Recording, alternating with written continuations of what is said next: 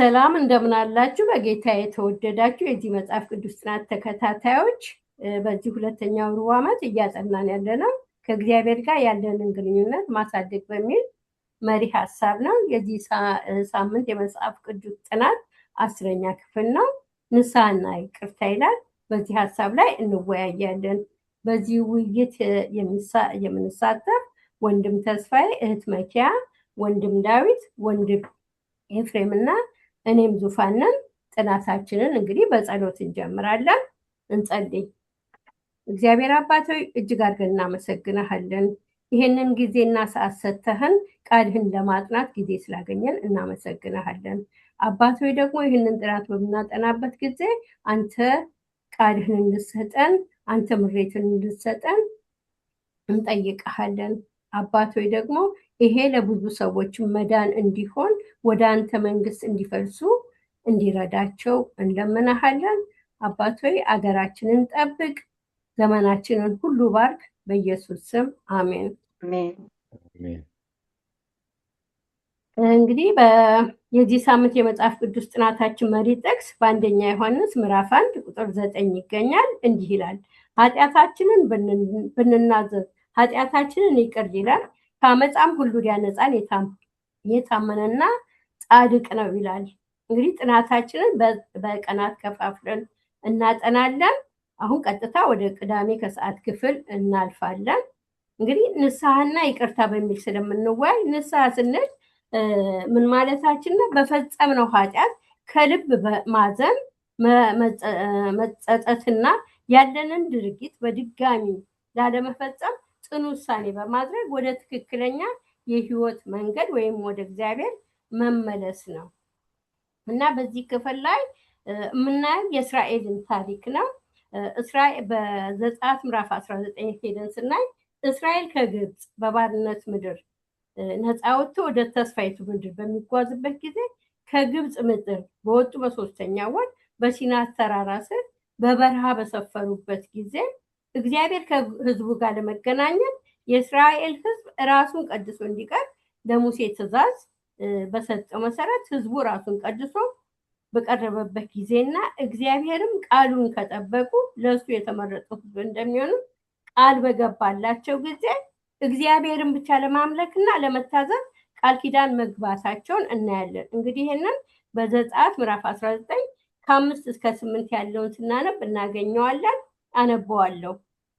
አሁንም ቃሌን በእውነት ብትሰሙ ኪዳኔንም ብትጠብቁ ምድር ሁሉ የኔ ናትና ከአሕዛብ ሁሉ የተመረጠ ርስት ትሆኑኛላችሁ። እናንተም የካህናት መንግስት፣ የተቀደሰም ህዝብ ትሆኑኛላችሁ።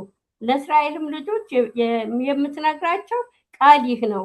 ሙሴም መጣ፣ የህዝቡንም ሽማግሌዎች ጠርቶ እግዚአብሔር ያዘዘው ይህንን ቃል ሁሉ በፊታችሁ ተናገረ። ህዝቡም ሁሉ አንድ አፍ ሆነው እግዚአብሔር ያለውን ሁሉ እናደርጋለን ብለው መለሱ። ሙሴም የህዝቡን ቃል ወደ እግዚአብሔር አደረሰ ይላል። እንግዲህ በዚህ ሰዓት ላይ እስራኤላውያን ቃል ገብተው ነበር ለእግዚአብሔር እግዚአብሔርን ለማምለክ።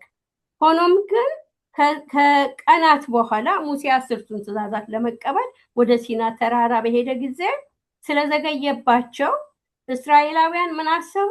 ሙሴ ሞቷል ማለት ነው ብለው ነው ያሰቡት እና በዚህ ሰዓት ምን አደረጉ? አሮንን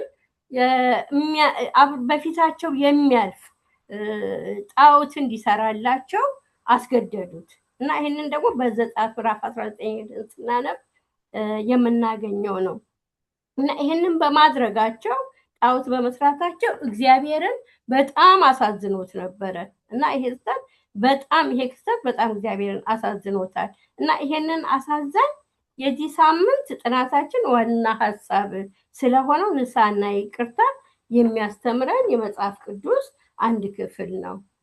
እንግዲህ ይሄም ከሆነ በኋላ ግን በዘጸአት ምዕራፍ 34 ሄደን ስናነብ ደግሞ እግዚአብሔር ህዝቡን በይቅርታ እንደጎበኛ እናያለን። እንግዲህ ከዚህ የምንማረው ምንድነው? የአዳም ዘር የሆነን ኃጢአትን እንሰራለን። ይሄ የታወቀ ነገር ነው። ሆኖም በመስቀል ህይወቱን ከሰጠን ከክርስቶስና ከማዳን እቅድ የተነሳ ኃጢአታችን ስንናዘዝና ከተጸጸትን ይቅርታን እንደምናገኝ የእግዚአብሔር ቃል ያረጋግጥልናል ማለት ነው። እና የእስራኤል ታሪክ የሚያስረዳን ይሄንን ነው መመሪያችን የሚሆነው። ወደ እሑዱ ክፍል ስናልፍ ደግሞ የህይወት ሩጫ ይላል። አንዳንዴ በህይወት ሩጫ ውስጥ ባልተጠበቀው ሁኔታ የማንፈልገውን ስራ እንድንሰራ እንገደዳለን። ይሄ በዚህ ጊዜ ደግሞ ከእግዚአብሔር ያለንን ግንኙነት የሚያዳክሙ ወይም የሚያበላሹ ነገሮችን በማስተዋል የበደለኝነት ስሜት ይሰማናል ማለት ነው። ይህንን ስሜት ሲሰማን ደግሞ ወደ ክርስቶስ ስንጠጋ ኢየሱስ በይቅርታ በፍቅር እጅ ያቅፈናል። የእርሱ ንጽህና ኃጢአታችንን ሙሉ ለሙሉና ፍጹም በሆነ መልኩ ይሸፍነዋል ማለት ነው። እና ይሄ በዚህ የንስሐ እንባችንን አይቶ ቆሻሻ ልብሳችንን አስወግዶ በሱ ንጹህ ልብስ ይሸፍነናል ማለት ነው። እና ይህንን ደግሞ በሚመለከት መዝሙር 53:2 ላይ፣ ራእይ 7:14፣ ኢሳያስ 64:6 ሄደን ስናነብ ስለ ክርስቶስ ጽድቅ እውነት እንዲሁም የተሰጠንን የመዳን ተስፋ ቃል ሁልጊዜም አጥብቀን መያዝ እንዳለብን ይገልጽልናል ማለት ነው። እና ይህንን እንደው ለዚህ ሀሳብ ማጠናከሪያ የሚሆነው ክርስቶስ በማርያም እና በማርታ ቤት በተገኘበት ጊዜ በሉቃስ 10 የተጠቀሰውን ማንበብ እንችላለን። ሉቃስ 10:41 እና 42 ስናይ ማርታ በብዙ ነገር ትጨነቂያለሽ፣ ትታወኪያለሽ፣ የሚያስፈልገው ነገር ግን ጥቂት ወይም አንድ ነገር ነው። ማርያምም መልካሙን እድል መርጣለች፣ ከእርሷም አይወሰድባትም ይላል። እንግዲህ መልካሙን እድል በክርስቶስ ስር ሆኖ ክርስቶስን ፎከስ አድርገን ወይም ክርስቶስን ማዕከላችን አድርገን ከኖርን ያ መልካም እድል ነው ማለት ነው። እና ይህንን መልካም እድል ደግሞ መምረጥ እንድንችል እግዚአብሔር ይርዳን። እንግዲህ ወደ ውይይታችን በምንገባበት ጊዜ ይህንን ሀሳብ በበለጠ እያብራራ ነው እንመጣለን። አሁን ቀጥታ ወደ ሰኞ ክፍል እናልፋለን። እንግዲህ የሰኞ ክፍል ደግሞ ምን ይላል? የመንፈስ ቅዱስ ወቀሳ ይላል። ይህንን እንዴት ነው የምንረዳው? ይህንን ሀሳብ ደግሞ እንግዲህ ወንድሜ ተስፋዬ እንዲያብራራልን እድሉን ለሱ ሰጣለሁ። እግዚአብሔር ይባርክሽ እህታችን ዙፋን። እንግዲህ እንደሰማችሁት የሰኞ ትምህርት አርዕስት የመንፈስ ቅዱስ ወቀሳ ነው። የዚህ ዕለት ትምህርት የሚጀምረው በአንድ ባል ሁኔታ ላይ ነው። ጋብቻ እንግዲህ ከቅዱስ ግንኙነቶቻችን አንዱ ነው። ባልየው በእርሱና በሚስቱ መካከል ስለተፈጠሩ ርቀት ያስባል። ስህተት እንደሰራ ገብቶታል።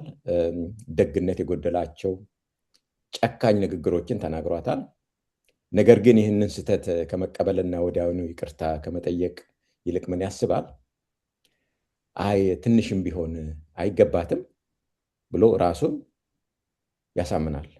ይገባታል ብሎ እንግዲህ ይህን የአስተሳሰብ ሂደት ያውቁታል። እርሷ ባለፈው ጊዜ የበለጠ ተናግራኛለች። እርሱ የጀመረው ነገር ነው። ባለፈው ጊዜ እርሱም የበለጠ አናዶኛል፣ ስለዚህ ያንስበታል እንጂ ጭራሽ ምንም ይቅርታ አይገባውም የሚል ሀሳብ በጭንቅላታችን መጥቶ ያውቃል። ከጸጸት ስሜት ተነስተን ድርጊታችንና ሀሳባችንን መከላከል ወይንም ደግሞ ድርጊታችንና ሀሳባችን ትክክል ለመሆኑ ምክንያት ፈልጎ ማግኘት በጣም ቀላል ነው። ስህተት ስንሰራ ቶሎ ብለን ይቅርታ መጠየቅ ግን ቀላል አይደለም። ኤጎ የሚባል ነገር አለ ጠርንፎ የሚይዘን። ነገር ግን ይቅርታና ጸጸት ማንኛውንም የተሰበረ ወይም ችግር ውስጥ ያለን ግንኙነት እንደገና መልሶ ለመገንባትና ለመጠገን እጅግ በጣም አስፈላጊ ነገር ነው። በእኛና በእግዚአብሔር መካከል ላለውም ግንኙነት ይሄ ይሰራል። ታዲያ በይቅርታ ጠያይቅና ከአምላካችን ጋር ያለን ግንኙነት በየዕለቱ እንዲታደስ መንፈስ ቅዱስ ምን ሚና አለው ካልን፣ አንድ 3 ነጥቦችን በትንሹ ማንሳት እንችላለን። አንደኛ፣ መንፈስ ቅዱስ የአስታዋሽነት ስራ አለው። መንፈስ ቅዱስ የፈጸምናቸውን ኃጢአቶች ያስታውሰናል፣ ልባችንን ይቀሰቅሳል፣ ግንኙነታችን እንዳይቀዘቅዝና ጭራሽም እንዳይጠፋ ከአምላካችን ጋር ያለው ግንኙነት ይረዳናል። ከመንገድ ስንጠፋ ወይም ዞር ስንል ይመልሰናል። ሁለተኛው ደግሞ የወቃሽነት ሚና ነው፣ መካሪነት። በዮሐንስ 16 ቁጥር 7 እና 8 እንዲህ ይላል፣ ነገር ግን እውነት እላችኋለሁ መሄዴ ይበጃችኋል። እኔ ካልሄድኩ ወደ እናንተ አይመጣም፣ ከሄድኩ ግን እሱን ወደ እናንተ እልካለሁ። በሚመጣበትም ጊዜ ዓለምን ስለ ኃጢአት፣ ስለ ጽድቅና ስለ ፍርድ ይወቅሳል ይላል። መንፈስ ቅዱስ ወቃሽ፣ መካሪ እና አስተማሪ ነው ከሰማ ነው። ነገር ግን ለድርጊቶቻችን ሰበብና ምክንያቶች በመፈለግ ያንን ትንሽ ድምፅ፣ ሁልጊዜ ወደ መልካም መንገድ የሚመልሰንን ድምፅ መግፋት በጣም ቀላል ነው። ሶስተኛ፣ የመንፈስ ቅዱስ ተግባር መንፈስ ቅዱስ ከሕይወት ግንድ ጋር ተሳስረን እንድንቆይ ይረዳናል። መንፈስ ቅዱስ እኛን የሕይወት ክንድ ከሆነው ክርስቶስ ጋር መልሶ በማያያዝ ላይ ትልቅ ሚና አለው። ከግንዱ ጋር ካልተያያዝን ደግሞ ቅርንጫፎች ብቻችንን ምንም ዋጋ የለንም። በዮሐንስ 15:4 ላይ እንዲህ ተጠቅሷል፣ በእኔ ኑሩ እኔም በእናንተ እኖራለሁ። ቅርንጫፍ በወይን ግንድ ካልሆነ በቀር ብቻውን ፍሬ ሊያፈራ አይችልም። እናንተም በእኔ ካልሆናችሁ ፍሬ ልታፈሩ አትችሉም ይላል። ፍሬ እንግዲህ የሕይወት ዋጋ ነው። ፍሬ የአንድ ዛፍ ጥቅም ነው፣ የኛም ዋጋ ነው። ሌላው የሰኞ ትምህርት የሚጠቅሰው ሐዘንና ንስሐ በተመለከተ በመካከላቸው ያሉትን ልዩነቶች ነው። በእርግጥ ከልብ የሆነ ሐዘን ወደ ንስሐ ይመራል። ሐዘን ሁሉ ግን አንድ አይደለም። ለምሳሌ አንደኛው አይነት ሐዘን ቅጣትን በመፍራት ወይም ደግሞ የኃጢአት ውጤት ከመፍራት የሚመጣ ነው። ብዙ ጊዜ የምናዝነው መጥፎ ስራዎች መልሶ እኛን የሚጎዳ ነገር ስለሚያመጡብን ነው። ያም እንግዲህ ቅጣት ነው። ቅጣቱ በወንጀል መጠየቅ ላይሆን ይችላል። ቅጣቱ ግን የስም መጥፋት ሊሆን ይችላል፣ መገለል ሊሆን ይችላል፣ ሌላም ደግሞ ማህበራዊ ውጤት ሊሆን ይችላል። ይህ ግን በጭራሽ ወደ እውነተኛ ንስሐ የሚመራ አይነት ሐዘን አይደለም። ምክንያቱም ከልብ ስላልሆነ፣ ምክንያቱም መንፈስ ቅዱስ ስለሌለበት፣ የግል ጥቅማችንን አይተን የምናደርገው ነገር ስለሆነ። ሁለተኛው አይነት ሐዘን ክርስቶስን በማሳዘናችን የሚመጣ ማዘን ነው። እንግዲህ እዚህ ላይ የመንፈስ ቅዱስም ስራ አለበት። መንፈስ ቅዱስ ልባችንን ክርስቶስን በማሳዘንና ችላ በማለት የሚያሳየውን ምስጋና ቢስነትና ሌሎች ነገሮችን በመግለጽ በትህትና ወደ መስቀሉ እንድንቀርብ እንድንመለከት ያደርገናል። ይህ እንግዲህ እያንዳንዱ ኃጢአት ክርስቶስን ያቆስላል፣ ያም እኛን ያሳዝነናል ማለት ነው። ኃጢአታችንንም እንድንተው ያደርገናል፣ የምንወደው ክርስቶስ እንዳያዝንብን ስለምንፈልግ ማለት ነው። እንግዲህ ይህ የሚቻለው ግን መንፈስ ቅዱስን ካላሳዘን ነው እና ከሰማ ነው። ኤፌሶን 4:30 ላይ እንዲህ ይላል፣ ለቤዛ ቀን የታተማችሁበትን ቅዱሱን የእግዚአብሔር መንፈስ አታሳዝኑ ይላል። አታሳዝኑት፣ አትስደቡት፣ ስሙት። እንግዲህ ኃጢአት የምርጫ ጉዳይ ነው። ኃጢአታችን ከመረጥን እና በኃጢአት መንገድ ከተጓዝን ኃጢአታችን በእኛና በእግዚአብሔር መካከል ይቆማል፣ እንዳንገናኝ ያደርገናል ማለት ነው። እንግዲህ በእግዚአብሔርና በእኛ መካከልም ያለው ግንኙነት ጭራሽ እንዳይጠገን ተራርቀን እንድንቆይ እና እንድንጠፋፋም ያደርገናል ማለት ነው።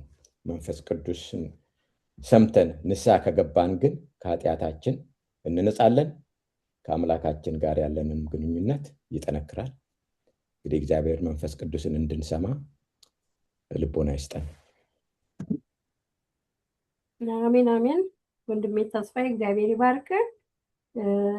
እንግዲህ ወንድማችንን በገለጸው ዮሐንስ 16 ከ7 እስከ 8 ያለው እኔ ግን እውነት እነግራችኋለሁ፣ እኔ እንድሄድ ይሻላችኋል። እኔ ባልሄድ አጽናኙ ወደ እናንተ አይመጣምና እኔ ብሄድ ግን እርሱን እልክላችኋለሁ። እርሱም መጥቶ ስለ ኃጢአት፣ ስለ ፍርድ፣ ስለ ጽድቅም ዓለምን ይወቅሳል ይላል። ወቀሳ ማለት ራሱ መጥቶ ሳይሆን በአእምሯችን ውስጥ ያንን በደለኛ መሆናችንን ለአእምሯችን ግንዛቤ ይሰጠዋል ማለት ነው። ያኔ እኛ በንስሐ ወደ እግዚአብሔር እንቀርባለን እና የመንፈስ ቅዱስ ወቀሳ ከሌለን ግን እንጠፋለን ማለት ነው። እና ወንድሜ ተስፋዬ በጣም አመሰግናለሁ። ወደሚቀጥለው ክፍል ደግሞ ስናልፍ፣ ወደ ማክሰኞ ክፍል ስናልፍ እውነተኛ ንስሐ ይላል። እውነተኛ ንስሐ እንዴት ይገለጻል? ይህንን ደግሞ እህቴ መኪያ እንድታብራራለን ለእድሉን ለእህቴ መኪያ ሰጣለሁ። እሺ ዙፋንዬ እግዚአብሔር ይባርክሽ። የማክሰኞ እውነተኛ ንስሐ ነው የሚለው ምን ማለት ነው? እውነተኛ ንስሐ ማለት ማለት የእግዚአብሔር ስጦታ ነው። እውነተኛ ንስሐ የሰው ልጆች በራሳቸው የሚያፈሩት ሳይሆን መንፈስ ቅዱስ የተሰበረ ልብ የሚቀሰቅሰውን የክርስቶስ ስጦታ ነው። ኃጢአት ሰርቻለሁ ብሎ ልባዊ ሐዘን እንዲሰማን ያደርጋል። ኃጢአትንም ለመተው ስህተት የሆነውን ነገር መረዳት ነው። አንድ ጥያቄ ያለ እሱ ምንድነው? ብዙ ሰዎች ወደ ክርስቶስ ከመሄዳቸው በፊት ከክርስቶስ ጋር ከመተዋወቃቸው በፊት የግድ ንስሐ ያስፈልጋል ብለው የሚያምኑ አሉ። ምክንያቱም ኃጢአትን በመፍራት ቅጣትን በመፍራት ነው ያንን የሚያስቡት። ነገር ግን ኢየሱስን የእውነት ካወቅን እሱ ራሱ የከፈለልንን ዋጋ አማካኝነት ወደ እውነተኛ ንስሐ ይመራናል። ስለዚህ የባለፈውን ኃጢአቱን ይናዘዛል፣ ንስሐ ይገባል፣ ኃጢአቱንም ይጸየፋል፣ በፍጹም ልብ ይክደዋል ማለት ነው። በማርቆስ ወንጌል 1:4 ላይ ምን ይላል? ዮሐንስም በምድረ በዳ እያጠመቀ የንስሐም ጥምቀት ለኃጢአት ስርየት ኢየሱስ ይመጣል እያለ ህዝቡን ለክርስቶስ የመጀመሪያ ምጽአት እያዘጋጀ ይሰብክ ነበር። ሌላው ደግሞ በማቴዎስ ወንጌል 3:1 እስከ 2 በዚያ ወራት መጥምቁ ዮሐንስ መንግስተ ሰማያት ቀርባለችና ንስሐ ግቡ እያለ በይሁዳ ምድረ በዳ ይሰብክ ነበር። ይህ እንግዲህ እንግዳ መልእክት ህዝቡን አነቃቃ። ነቢያት የክርስቶስ መምጣት ከረጅም ጊዜ በፊት እንደ አንድ ክስተት ተንብየዋል። ነገር ግን ይህ አሁን ዮሐንስ ንስሐ ግቡ መንግስተ ሰማያት ቀርባለችና ማለቱ በጣም እንደቀረበ የሚገልጽ ማስታወቂያ ነበር ለነሱ። የዮሐንስ ብቸኛ ገጽታ የአድማጮችን አእምሮ ወደ ጥንታዊ ራእዮች ይመልስ ነበር። ዮሐንስ የኢየሱስ ክርስቶስ ወደ ምድረ በዳ መምጣት አውጇል። ህዝቡም ወደ ንስሐ ጠራ። ከኃጢአት የመንጻት ምልክት አድርጎ በዮርዳኖስ ውሃም አጠመቃቸው። ስለዚህ በጉልህ በተጨባጭ ትምህርት የእግዚአብሔር የተመረጡ ህዝብ ነን የሚሉ በኃጢአት እንደረከሱ የልብና የህይወት ንስሐ ከሌለ መሲሁ መንግስት ውስጥ ምንም ድርሻ እንደማይኖራቸው ገልጾላቸው ነበር። መኳንንት፣ ረቢዎች፣ ወታደሮች፣ ቀራጮች፣ ገበሬዎች ዮሐንስን ለመስማት መጡ። ለተወሰነ ጊዜ ከእግዚአብሔር የተላከ ከባድ ማስጠንቀቂያ አስፈራቸው። ብዙዎች ወደ ንስሐ ገብተው ተጠመቁ። በሁሉም ደረጃ ያሉ ሰዎች ባወጀው መንግስት ውስጥ ለመሳተፍ የመጥምቁን መስፈርት ተገዝተዋል። ብዙዎች ጸሐፎች እና ፈሪሳውያን ኃጢአታቸውን እየተናዘዙ ጥምቀትን እየተጠመቁ መጡ። በፊት ራሳቸው ከሌሎች ሰዎች ይልቅ ከፍ አድርገው ህዝቡን ስለ ምግባራቸው ከፍ ያለ ግምት እንዲሰጡ አድርጓቸው ነበር። አሁን ግን የህይወታቸው የጥፋተኝነት ሚስጥሩ ተገለጠላቸው። ዮሐንስም በጣም ተገርሞ በሉቃስ 3:7 ላይ ስለዚህ ከእርሱ ሊጠመቁ ሲመጡ ህዝቡ እንዲህ አላቸው፣ እናንተ የእፉኝት ልጆች ከሚመጣው ቁጣ እንድትሸሹ ማን አመለከታችሁ አላቸው። ዮሐንስ በጣም ተገረመ፣ የመንፈስ ቅዱስ ስራ አስገረመው። ከነዚህ ሰዎች ብዙዎች በኃጢአት ላይ እውነተኛ እምነት የላቸውም። የጊዜ አገልጋዮች ነበሩ። የነብዩ ዮሐንስና የኢየሱስ ክርስቶስ ወዳጆች እንደመሆናቸው መጠን የሚመጣውን ልዑል ዘንድ ሞገስ ለማግኘት ተስፋ አድርገው ነበር። ነገር ግን እውነተኛ ንስሐ ኃጢአትን መካድ የባህሪ ለውጥ እንደሚያመጣ ያንን ታሪክ የመጥምቁ ዮሐንስ ታሪክ የሚያስረዳ ነው ማለት ነው። ሌላው ደግሞ በማርቆስ ወንጌል 1:14 እስከ 15 ምን ይላል? ዮሐንስም እስር ቤት ከገባ በኋላ ኢየሱስ የእግዚአብሔርን ወንጌል እየሰበከ ወደ ገሊላ ሄደ። ጊዜው ደርሷል፣ የእግዚአብሔር መንግስት ቀርባለችና ንስሐ ግቡ፣ ወንጌልን እመኑ እያለ ይሰብክ ነበር ኢየሱስ ክርስቶስ። ዮሐንስም ሆነ ኢየሱስ ክርስቶስ በተመሳሳይ ሁኔታ ለሚሰማቸው ሁሉ መንግስተ ሰማያት ስለቀረበ ንስሐ ግቡ እያሉ ይሰብኩ ነበረ። ለምንድን ነው በመንፈሳዊ እድገት ሂደት ውስጥ ንስሐ አስፈላጊ የሆነው? የመታደስ ወራስ ምንድን ነው? በሮሜ 2:4 ላይ ምን ይላል? ወይስ የእግዚአብሔር ቸርነት ወደ ንስሐ የሚመራ መሆኑን ሳትገነዘብ የቸርነቱን፣ የቻይነቱን፣ የትዕግስቱን ባለጠግነት ትንቃለህን? ይላል በሮሜ 2:4 ላይ። የእግዚአብሔር ደግነት ያደረገልን ምሕረት የሰጠን በረከት ሁሉ ወደ ንስሐ እንድንገባ ያደርገናል። ሁለተኛ ጴጥሮስ 3:9 ላይ ምን ይላል? አንዳንድ ሰዎች የዘገየ እንደሚመስላቸው ጌታ የተስፋ ቃሉ ለመፈጸም አይዘገይም፣ ነገር ግን ማንም እንዳይጠፋ ፈልጎ ሁሉ ንስሐ እንዲበቃ ስለ እናንተ ይታገሳል። እግዚአብሔር የእያንዳንዱን ሰው ልቦና ያውቃል፣ ይመረምራል። ስለዚህ ማንም እንዳይጠፋ ይታገሳል። ማንም እንዳይጠፋ አፍቃሪ አባታችን ይጠብቃል፣ ግን ደግሞ ገደብ ይሰጣል። ምክንያቱም ለሁሉም ነገር ገደብ አለውና። ንስሐ መግባታችን ቀን ዛሬ ነው፣ ስለ ነገ ማንም አያውቅምና አሁን ባለንበት ሁኔታ ደህና እንደሆንን ሊሰማን ይችላል። በተቃራኒ እግዚአብሔር በንስሐና በእምነት ወደ እርሱ እንድንመለስ ይጠይቀናል። ሙሉ ለሙሉ እራሳችንን ለመድኃኒታችን ሰጠን ንስሐ ከገባን በኋላ ህይወታችን በእጅ ውስጥ እንዳለ እናምናለን። ከዛ በኋላ ግን የሚሆነው ነገር አለ። እሱ ምንድነው? ማቴዎስ ወንጌል 3:8 ላይ ምን ይላል? እንግዲህ ለንስሐ የሚገባ ፍሬ አድርጉ። ፍሬ አለን፣ ፍሬ ማፍራት እንችላለን። ፍሬ የምናፈራው ታዲያ እንዴት ነው? በዮሐንስ ወንጌል 15:5 ላይ ምን ይላል?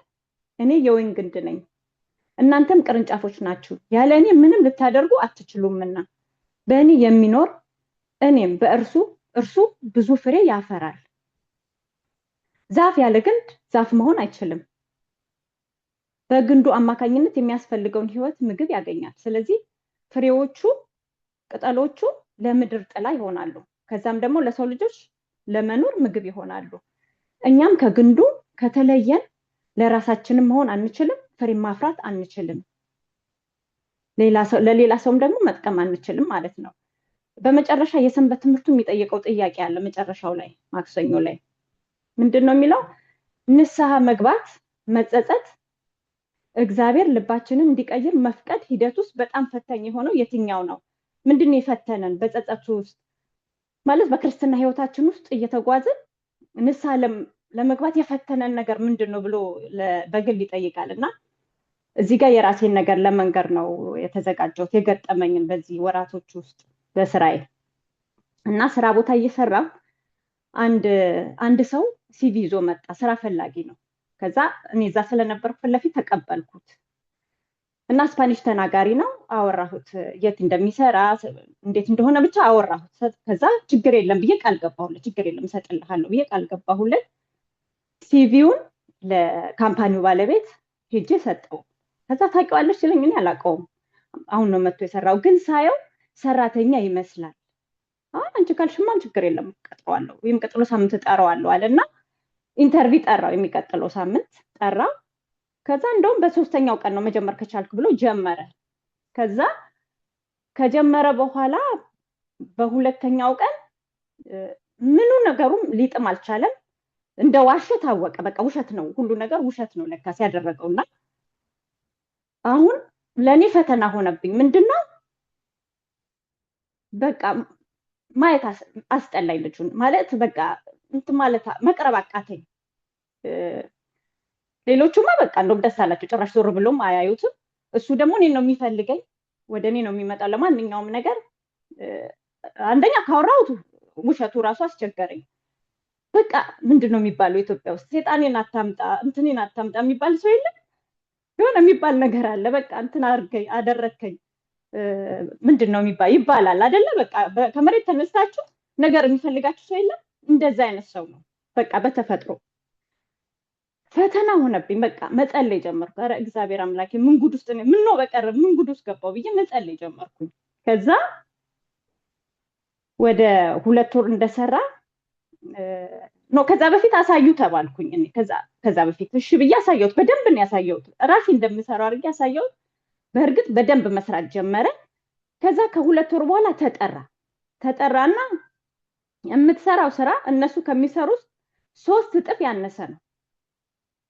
ስለዚህ አስብበት ተብሎ አስጨንቀውት እንትን አሉት።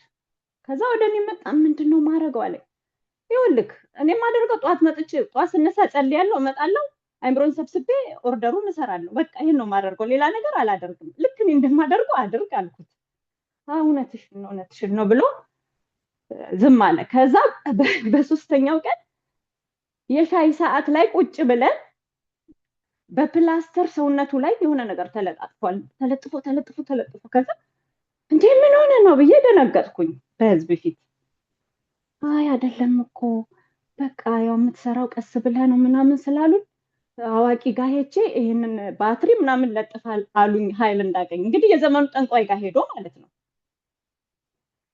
ወይኔ ባሰብኝ፣ በቃ ባሰብኝ ማለት ፈተና ውስጥ ገባው። በቃ የባሰ ምንድነው የማደርገው? በቃ አሁን ንስሐ መግባት አለብኝ አልኩኝ። ችግሩ ያለው እኔ ጋር ነው፣ እዚህ ልጅ ጋር አይደለም። ከዛ በቃ ቀን አይደለም ቀሌን አሳልፌ መጥቼ ተንበረከኩ። እዚህ ጋር አሁን የተቀመጥኩበት ጋር ነው የተንበረከኩት። ንስሐ ገባው። እግዚአብሔር አምላኬ ሆይ ችግር እኔ ጋር አለ። ይሄ ሰው እንዲህ ነው ሲፈጠርም እንዳየሁት ከሆነ ነገሮቹን የሚያደርገው ነገር ሁሉ እየባሰ ነው። እኔ ግን ችግር አለብኝ። ግን አንድ ጥያቄ ነው የምጠይቅህ። ኢየሱስ ክርስቶስ ምድር ላይ የነበረ ጊዜ እንደዚህ አይነት ሰው ጋር እንዴት ነው የተጋፈጥከው? ምንድን ነው ያደረግከው?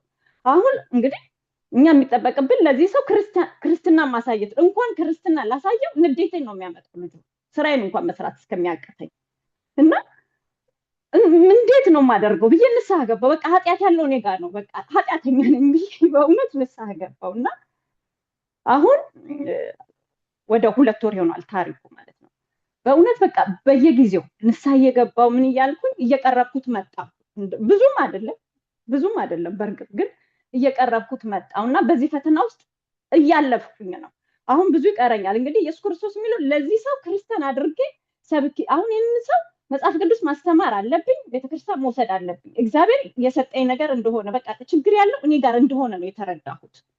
እኔ መለወጥ እንዳለብኝ ንስሐ መግባት እንዳለብኝ ያወቅሁት። እሱ እንደነበረ እሱ እኮ ደስተኛ ነው፣ በቃ ህይወቱ እንደዛ ነው እኮ፣ እኔ ጋር ነው ችግሩ። እና ይሄንን እንግዲህ ጸልዩልኝ፣ ከባድ ችግር ውስጥ ነው ያለሁት። እንደኔ ገጠማችሁም እንጸልያለን። ተባረኩ።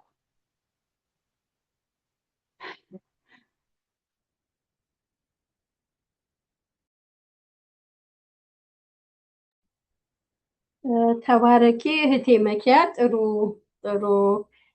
ትምህርት ነው ያስተማርሽን። አዎ እንግዲህ ንስሐ መግባት አለብን። እንግዲህ ከትምህርታችን የምንረዳው ምንድነው? መታደስን የማያስከትል ንስሐ እውነተኛ ንስሐ እንዳልሆነ ነው። ስለዚህ መለወጥ የሚታይበት እውነተኛ ንስሐ መግባት አለብን ማለት ነው። በእግዚአብሔር ፊት በደለኝነት ስሜት ሲሰማን መንፈስ ቅዱስ እንደበደልን ሲያሳስበን እውነተኛ ንስሐ መግባት አለብን ማለት ነው። ይህንን እንግዲህ እንደ መሪ ጥቅሳችን ላይ እንዳየነው ኃጢአታችንን ብንናዘዝ ኃጢአታችንን ይቅር ሊለን ከአመፃም ሁሉ ሊያነጻን የታመነና ጻድቅ ነው ይላል። ስለዚህ በእውነት ንስሐ መግባት አለብን ማለት ነው። እኛ የተመረጥን የእግዚአብሔር ወገን የሆንን ሰዎች። ወደ ሮቡ ክፍል ስናልፍ ደግሞ የሚበቃ ጸጋ ይላል። የሚበቃ ጸጋ ከወዴት ነው የሚመጣው?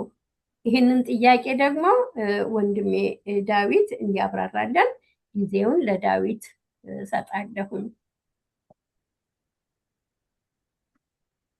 እሺ፣ አመሰግናለሁ እህቴ ዝፋን። አዎ የሚበቃ ጸጋ ማለት በቂ የሆነ ጸጋ የሚለውን በዝርዝር በተለያዩ የመጽሐፍ ቅዱስ ጥቅሶች እንመለከታለን። በጥያቄ ልጀምርና የኃጢአታችን ክብደት ሲሰማን ምን አይነት ስሜት በውስጣችን ይቀሰቀሳል? የኃጢአተኝነት ስሜት ሲሰማን ወይ ደግሞ ኃጢአታችን በጣም ከባድ ሆኖ ሲሰማን ምን አይነት ስሜት ነው በውስጣችን የሚመጣው? ለዚህ ጥያቄ በዛሬው በእኔ በምተነትነው ውስጥ መልስ እናገኛለን ብዬ ተስፋ አድርጋለሁ። መንፈስ ቅዱስ ቅድምም ወንድማችን ተስፋዬ እንደተናገረው ወደ መስቀሉ እግር የሚመራን እሱ ነው። ወደ መስቀሉ መተን ቀርበን ምህረትን እንድናገኝ የሚመራን መንፈስ ቅዱስ ነው። ሲጀመር ሮሜ ምዕራፍ 4 ላይ አለ ወደ ንስሐ የሚመራችሁ እርሱ መንፈስ ቅዱስ እንደሆነ አይደለም ወይ ብሎ ይናገራል። እና ስለዚህ ያ እንደ መሰረት አድርገን እናየዋለን ማለት ነው። የኃጢአት ክብደት በሚሰማን ጊዜ የመንፈስ ቅዱስ ሚና ምን እንደሆነ ቅድም ይዘነዋል። ይህን እንግዲህ ወደ መንፈስ ቅዱስ ወደዛ ወደ መስቀሉ ሲመራን ምንድን ነው እንድናስታውስ የሚያደርገን? እግዚአብሔር መሐሪ እንደሆነ፣ እግዚአብሔር ይቅር ባይ እንደሆነ በዚህ በእግዚአብሔር ይቅር ባይነትና በእግዚአብሔር መሐሪነት እንድንታመን ያደርገናል ማለት ነው። በዛም ደግሞ ቃል የምንታመነው ቃሉን በቃሉ ስንታመን ነው ማለት ነው። ቃሉ የእግዚአብሔርን ማንነት ይገልጥልናል። ኃጢአተኛን ይቅር የሚል በደልን የሚምር አምላክ መሆኑን የምናውቀው በመጽሐፍ ቅዱስ ውስጥ የተገለጠውን እግዚአብሔርን ስንተዋወቀው ነው ማለት ነው። እግዚአብሔር ራሱን ሲያስተዋውቅ በዘጸአት ምዕራፍ 34 ላይ እናንተ ተመልካቾች፣ አድማጮች ዘጸአት ምዕራፍ 34 ከ1 እስከ 10 ያለውን በቤታችሁ አንብቡ። እኔ ግን በምዕራፍ 34 ቁጥር 6ን አነበዋለሁ። እንደዚህ ይነበባል። እንግዲህ ታሪኩን ትንሽ ግንዛቤ ለመስጠት ቅድም እህታችን ዙፋን እንደነገረችን ሙሴ በተራራ ላይ ሆኖ እግዚአብሔርን የተገናኘበት ሁኔታ፣ እሱን ያገኘበት ሁኔታ የሚገልጽ ሁኔታ ነው። እዛ ላይ አሁን የማነበው ጥቅስ ከዛ ጋር የተያያዘ ነው ማለት ነው። እንደዚህ ይነበባል። እግዚአብሔርም በሙሴ ፊት እንዲህ እያለ እያወጀ አለፈ። እግዚአብሔር ሩኅሩህ ቸር አምላክ፣ እግዚአብሔር ለቁጣ የዘገየ፣ እግዚአብሔር ፍቅሩና ታማኝነቱ የበዛ፣ ፍቅርን ለሺዎች የሚጠብቅ፣ ክፋትን አመፅንና ኃጢአትን ይቅር የሚል፣ በደለኛውን ግን ሳይቀጣ ዝም ብሎ አይተውም እያለ ይቀጥላል። እዚህ ጋር እግዚአብሔር ራሱ ስለ ማንነቱ እያወጀበት ወይ እየተናገረበት ያለውን ጥቅስ ነው። ስለዚህ ሲተነተን ምንድን ነው? እግዚአብሔር ሩኅሩህ ቸር፣ ለቁጣ የዘገየ፣ ፍቅሩና ታማኝነቱ የበዛ ብሎ ራሱን ይገልጻል። ስለዚህ በዚህ የመጽሐፍ ቅዱስ ጥቅስ ላይ ከታመንን የኃጢአታችን ክብደት ያኔ ይቅርታ የማግኘት እድል እንዳለው እንገነዘባለን ማለት ነው። ስለዚህ ይህ በጣም ወሳኝ እውነት ነው።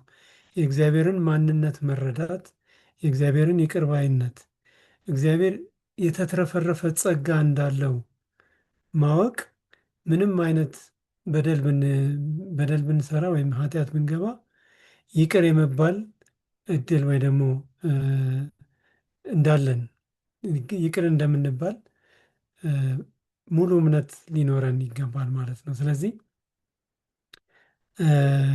ያ ደግሞ እግዚአብሔር ይቅር ባይነቱ የተገለጠበት ቦታ የት ነው ብለን ስንጠይቅ የእግዚአብሔር ይቅር ባይነት በገሃድ የተገለጠበት ቦታ ጎልጎታ ነው፣ በመስቀል ላይ ነው።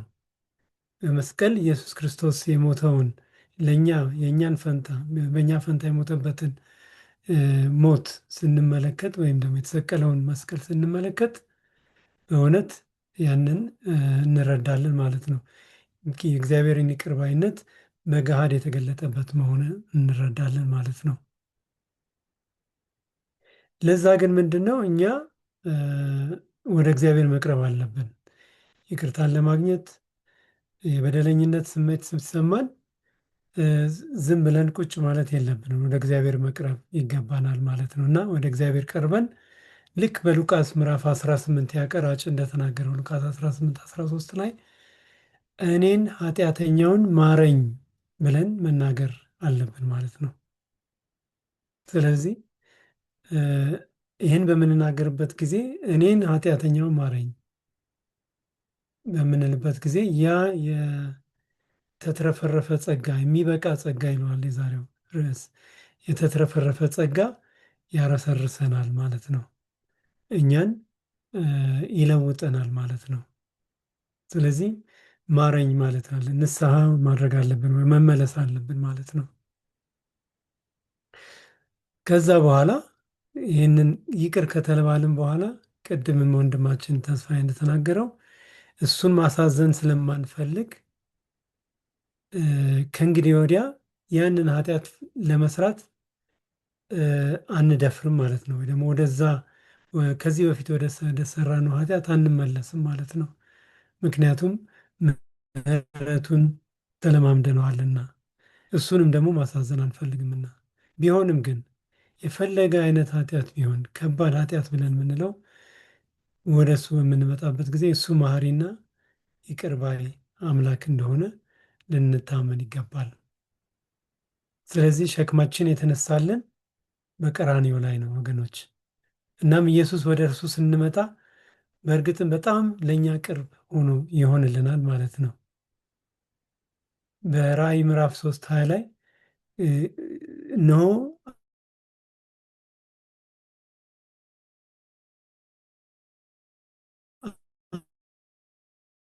አንኳኳለሁ፣ በሩን የሚከፍትልኝ እኔ ወደ እሱ እንድከፍትለት ይፈልጋል። ያ የሚያደርገው ምንድነው? ንስሐ እንድንገባ ከእሱ ጋር ህብረት እንዲኖረን ነው ማለት ነው። ስለዚህ እግዚአብሔርን ለማግኘት ለመገናኘት ከፈለግን ወደ መስቀሉ እንሄድ፣ ወደ ልባችን ሲያንኳኳ እንክፈትለት እና ኃጢአታችንና ሸክማችንን በጽድቅ እንለውጥ። 3 ጥቅሶች አንብቤ እዘጋለሁ። ስለ እግዚአብሔር የተትረፈረፈ ጸጋ፣ የሚበቃ ጸጋ የሚያጎሉትን ጥቅሶች አነባለሁ። አንደኛው ያለው በሮሜ 6 ቁጥር 23 ላይ ነው። የኃጢአት ደሞዝ ሞት ነው፣ የእግዚአብሔር የጸጋ ስጦታ ግን በክርስቶስ ኢየሱስ በጌታችን የዘላለም ሕይወት ነው። አሜን። ድገመው። የኃጢአት ደሞዝ ሞት ነው፣ የእግዚአብሔር የጸጋ ስጦታ ግን በክርስቶስ ኢየሱስ በጌታችን የዘላለም ሕይወት ነው ይላል። ሁለተኛውም ጥቅስ እዛው ሮሜ ላይ ነው ያለው። ሮሜ ምዕራፍ 5 20 እና 21 በደልም እንዲበዛ ሕግ ጭምር ገባ፣ ዳሩ ግን ኃጢአት በበዛበት ኃጢአት በሞት እንደነገሰ እንዲሁ ደግሞ ጸጋ ከጌታችን ከኢየሱስ ክርስቶስ የተነሳ በጽድቅ ምክንያት ለዘላለም ሕይወት ይነግስ ዘንድ ጸጋ ከመጠን ይልቅ በለጠ ይላል። ኃጢአት በበዛ መጠን የእግዚአብሔር ጸጋ ደግሞ እጥፍ ድርብ ሆነ፣ ተትረፈረፈ ነው የሚለው ሮሜ 5 ላይ።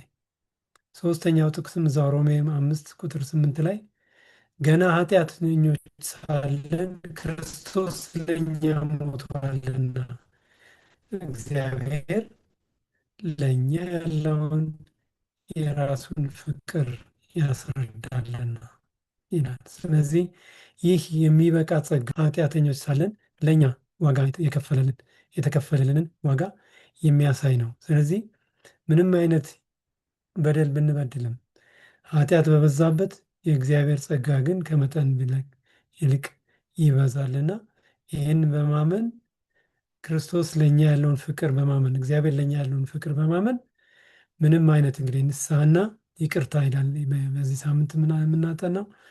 በንስሐ ወደ እሱ እንቅረብ፣ ይቅርታ እናግኝ፣ እረፍት እናግኝ፣ ሰላም እናግኝ፣ ነፃ እንሁን። በዚህ እንድንኖር እግዚአብሔር ይርዳን።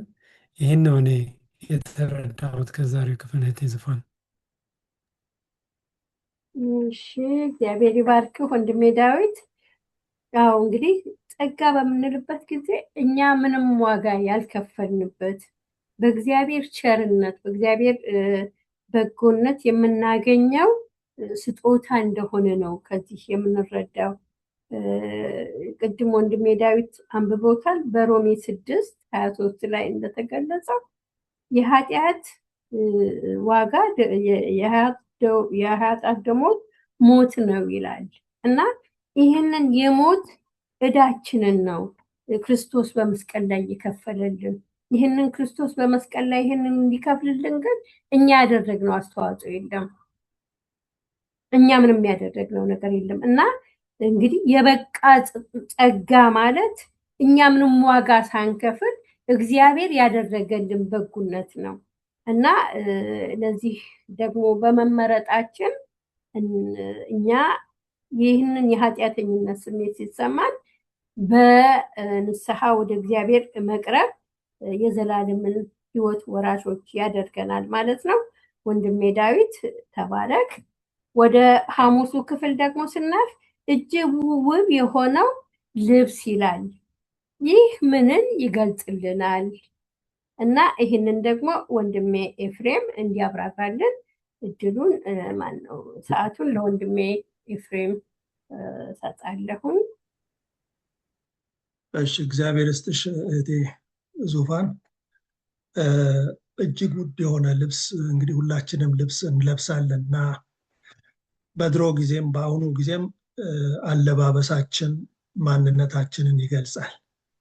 ይህ አባባል ትክክል ነው፣ 100% ትክክል ባይሆንም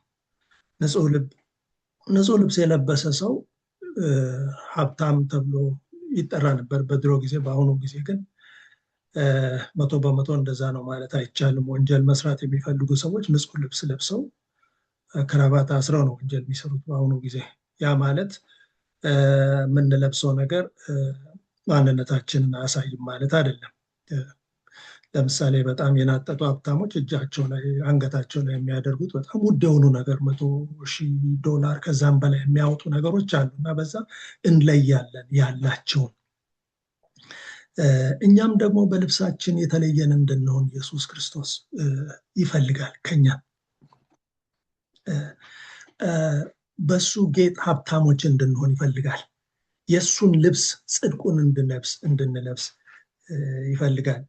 ይህም ደግሞ ማቴዎስ ምዕራፍ 6 ላይ ጥሩ አድርጎ አስቀምጦታል። ማቴዎስ ምዕራፍ 6 ከቁጥር 19 ጀምሮ እስከ 21 ብልና ዝገት በሚያጠፉት ሌቦችም ቆፍረው በሚሰርቁት ዘንድ ለእናንተ በምድር ላይ መዝገብ አትሰብስቡ፣ ነገር ግን ብልም ዝገትም በማያጠፉት ሌቦችም ቆፍረው በማይሰርቁት ዘንድ ለእናንተ በሰማይ መዝገብ ሰብስቡ፣ መዝገብህ ባለበት ልብህ ደግሞ በዚያ ይሆናል ይላል እና የማይጠፋውን ብል የማይበላውን የማይዝጋውን ልብስ እግዚአብሔር እኛ እንድንለብስ ይፈልጋል።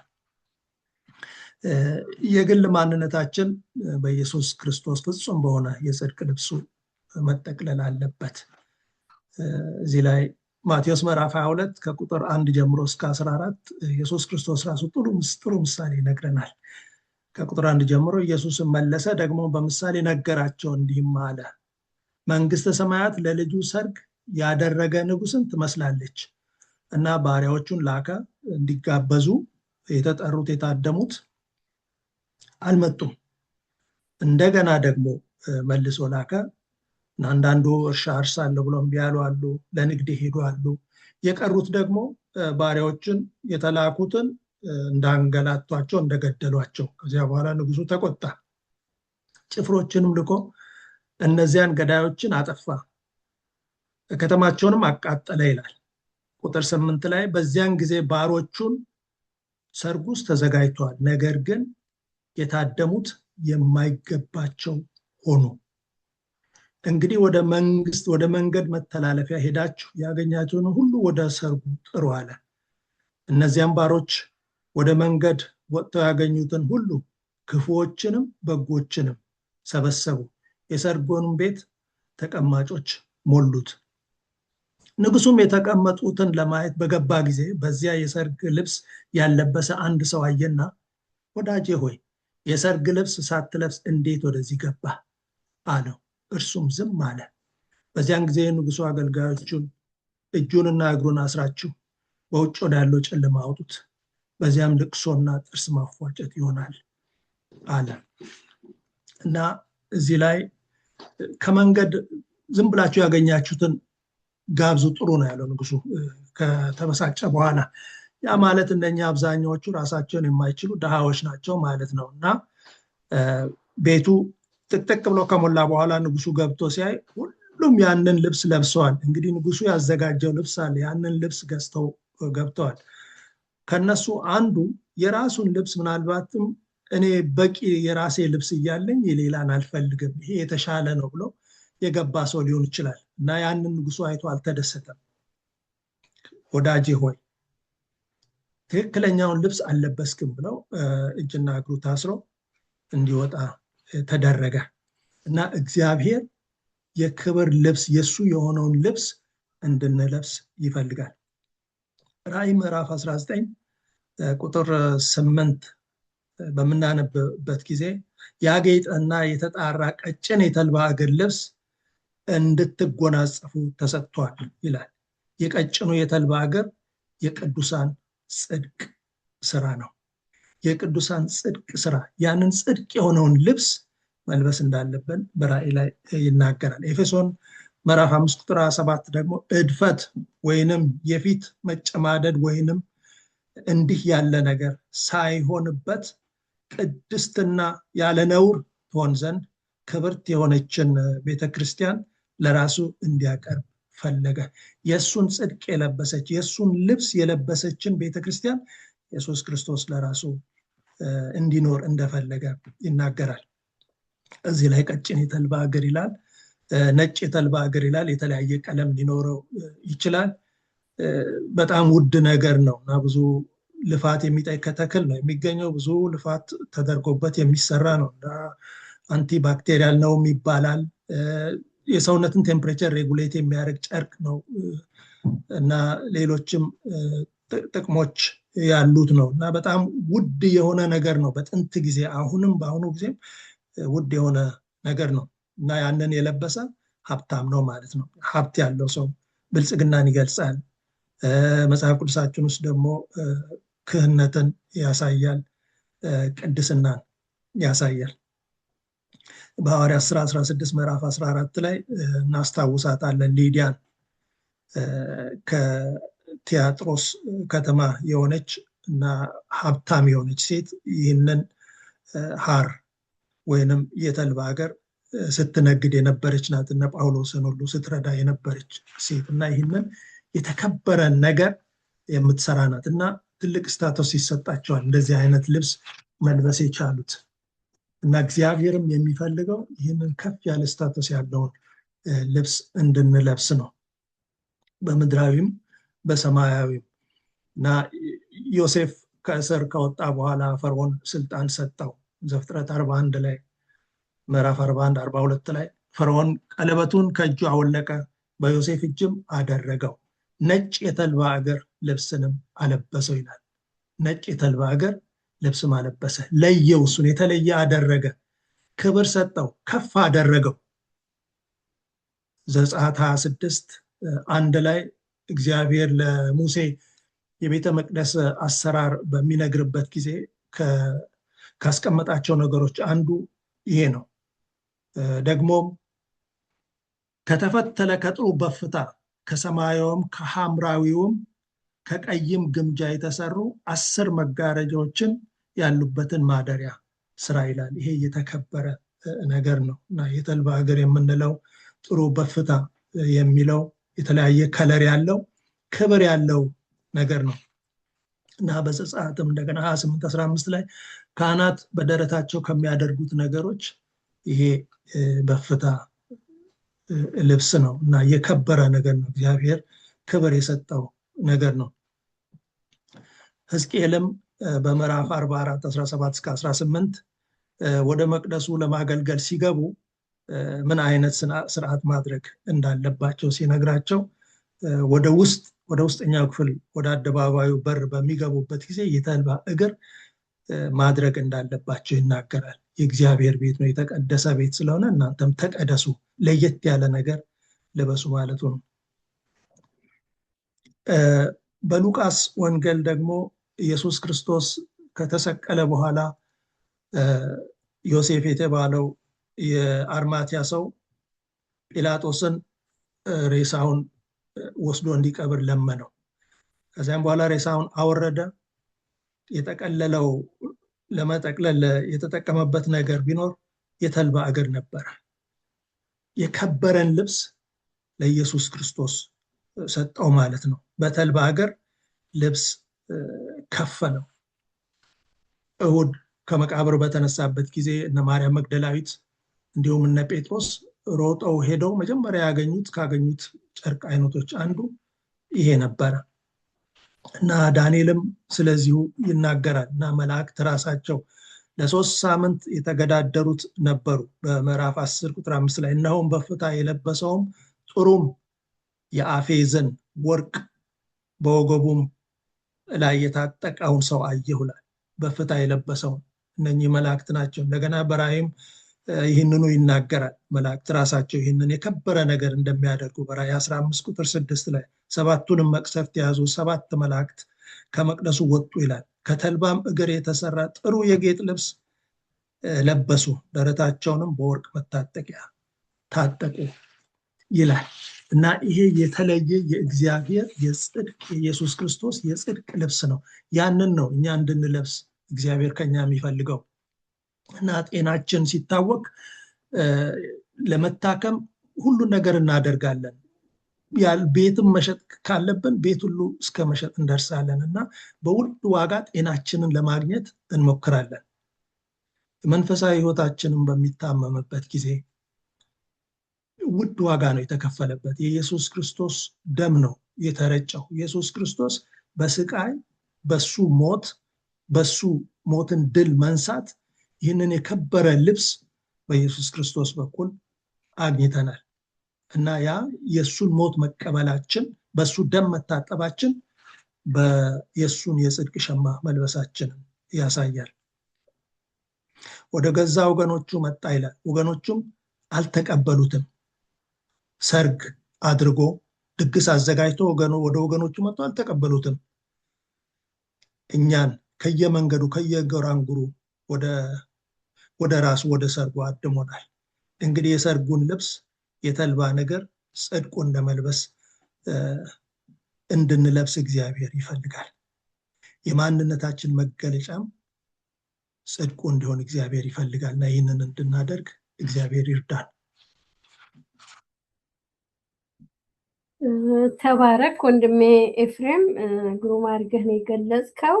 እንግዲህ ወንድሜ ኤፍሬም በገለጸው ጥቅስ ላይ በራእይ 19:8 ላይ ያጌጠና የተጣራ ቀጭን የተልባ እግር ልብስ እንድትጎናጸፍ ለሙሽራው ሰጥቷታል ይላል።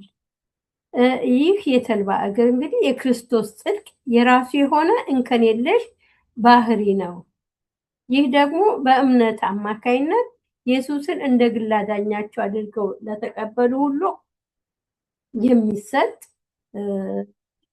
የክብር ልብስ ነው ማለት ነው እና እንግዲህ በትምህርታችን ብዙ ነገርን አይተናል እና ወደ ውይይታችን ማጠቃለያ ስንመጣ ደግሞ ከኃጢአታችን በንስሐ ወደ አምላካችን ስንቀርብ ኃጢአታችን ይቅር ሊለን የታመነ ወዳጅ እንዳለን እና በዚህ ታምነን ደግሞ እንደ ሐሳቡ እንድንኖር የሚበቃ ጸጋውን እግዚአብሔር ያብዛልን።